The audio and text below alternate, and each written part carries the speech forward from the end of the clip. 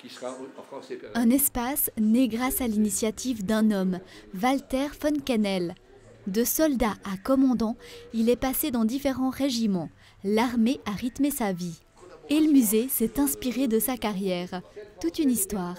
J'étais bien entendu soldat au départ, en 61. Ensuite, j'ai commandé la compagnie Une 24 pendant 9 ans, c'était les Jurassiens. Puis j'étais un sudiste, la Une 24. J'ai appris là à boire à la Damascine. Ensuite, j'ai commandé le bataillon 22, qui était le bataillon, disons, des Franches-Montagnes et de Lémont, lors de la création de la République et canton du Jura.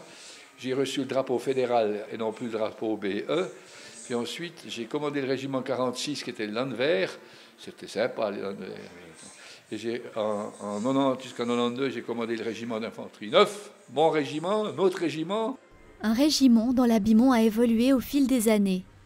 Les uniformes, c'est ce qui a inspiré les concepteurs de l'espace des troupes jurassiennes, qui ont travaillé pendant 4 ans pour créer cette exposition. Nous, on a trouvé une clé que je trouve vraiment unique, et c'est la clé des costumes. Donc, le costume, l'évolution du costume à partir de 1350 jusqu'à aujourd'hui. Le gros travail, je crois que c'est l'iconographie. Il faut se projeter dans le passé et retrouver les détails qui sont vraiment caractéristiques de ces costumes. Je pense que chaque petite forme de l'écusson, chaque petit bouton va être important. Et le grand travail là-dedans est de sourcer toutes ces informations.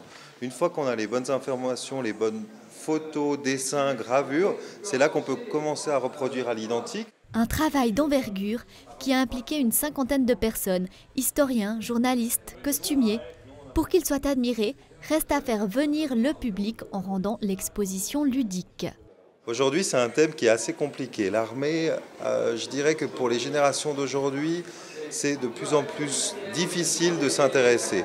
On a une grande génération de personnes qui est anti-militarisme.